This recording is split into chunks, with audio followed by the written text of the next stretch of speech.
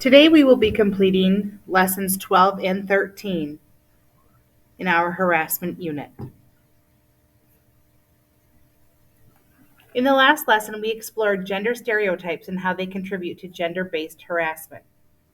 Today we will learn how we're protected from harassment at school and what our responsibilities are to not harass others. Let's start with a quick warm-up. What are rights and responsibilities? How are they different from each other? Let's look at the definitions and some examples of rights and responsibilities. A right is a freedom that's protected. Examples include the right to an education, the right to be safe and not to be harassed, and the freedom of religion and speech. A responsibility is a duty or something a person is required to do. Examples include following through on family obligations, attending school and completing assignments, and respecting the rights of others. A reminder of the definition of harassment. Harassment is aggression against someone based on a real or perceived characteristic they have, such as their race, religion, sex, or gender. It's serious enough to create an unsafe environment and is a form of discrimination.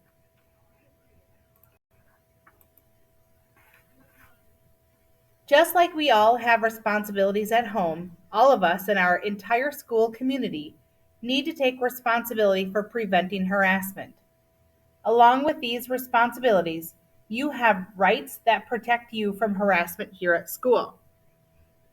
You have the right to attend school in an environment that's safe and free from harassment, to take action to stop harassment if you experience it, to report harassment without retaliation.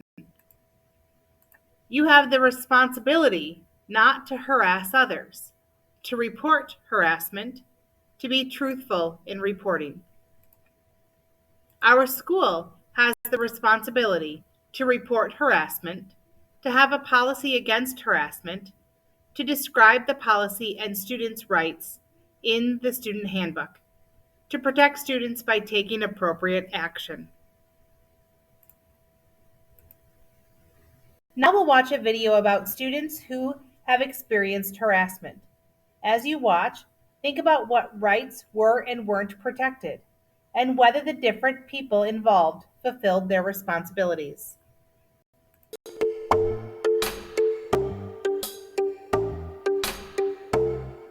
It started on the bus actually, and I was just sitting with my friends, and we were always just talk.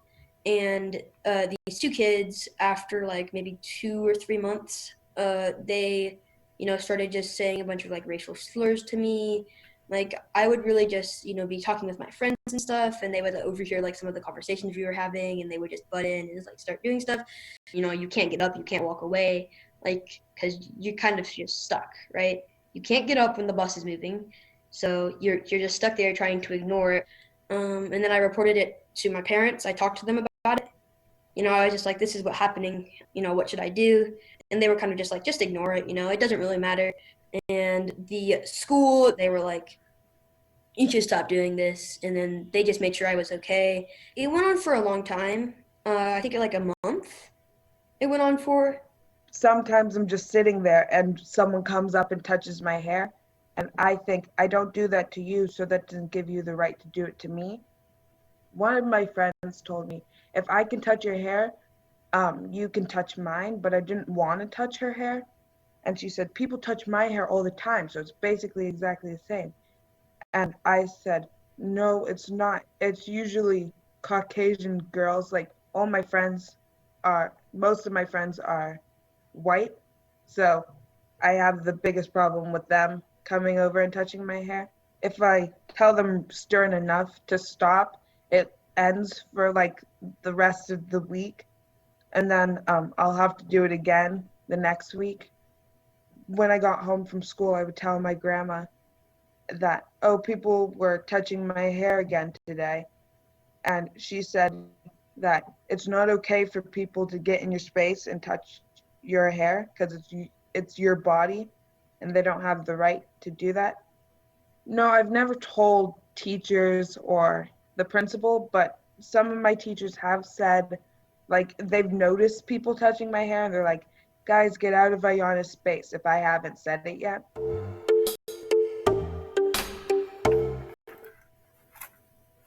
Responding to harassment.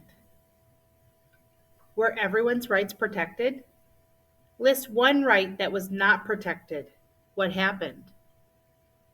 Were everyone's responsibilities fulfilled? List a responsibility that was or was not fulfilled. What happened?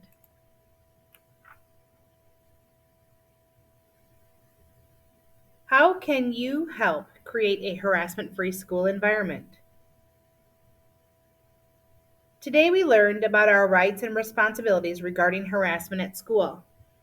Our next lesson is the last lesson in this unit. You will have a task to complete that will draw on everything you've learned in this unit. Lesson 13 is on preventing harassment. Today we'll inform our school community about their rights and responsibilities regarding harassment. You are going to help share this information by creating a public service announcement or PSA that can be read aloud to the whole school. What's a PSA? Public service announcements are short messages given to news and media outlets. They're used to raise awareness about important issues. I'll play a recording of a PSA called Get On Your Feet. As you listen, think about these questions on the screen. Did you know that kids who are physically active have up to 40% higher test scores than those who aren't? Research has shown there are numerous benefits to getting 30 minutes of exercise a day, including boosting memory and decreasing stress. But being active doesn't mean you have to spend hours at a gym. Just taking your dog for a brisk walk, going bicycling, playing some hoops, or kicking a ball around with friends are all ways you can get your heart rate up. So remember, the next time you need to study for a big test, try setting the mood by getting on your feet and moving. Let's listen to the first sentence again. Did you know that kids who are physically active have up to 40% higher test scores than those who aren't? How does this sentence grab your attention? Some answers could be because it starts with a question, or because it mentions an interesting statistic. We call this kind of opening sentence a hook. Question 2. Why do you think the PSA is less than 45 seconds long? A potential answer could be shorter messages are better, so people will remember and want to learn more about the issue. Question number 3, what's the purpose of this PSA? A potential answer, to encourage kids to exercise. We've been talking about how different types of harassment are serious issues at school. To stop harassment from happening, everyone at our school needs to know their rights and how harassment can hurt individuals in our school community. As I mentioned, today you will help share this information by creating a PSA that could be read aloud to the whole school. You are going to create a PSA to raise awareness about sexual harassment, gender-based harassment, or harassment about race or religion. Your PSA needs to be 30 to 45 seconds when read aloud. That works out to be about 75 words or 5 to 6 sentences. Your PSA should meet the following criteria. A catchy hook. The first sentence will be your hook. It should get the listener's attention immediately. A definition of one type of harassment. The second sentence will define your chosen type of harassment in your own words. How harassment can hurt individuals and the community. The third sentence will summarize how harassment negatively affects both individual students and the school community as a whole. Your rights. The fourth sentence will summarize the rights that protect students from being harassed in your own words. Who to report harassment to. The final sentence will list people who students can report harassment to. Make sure to follow these instructions closely. If you have time to listen or hear another student's PSA, ask yourself as you read it, does the first sentence have a catchy hook? Does the PSA include a definition of harassment, how harassment can hurt individuals and the community, your rights, and who to report harassment to? Is it in the writer's own words?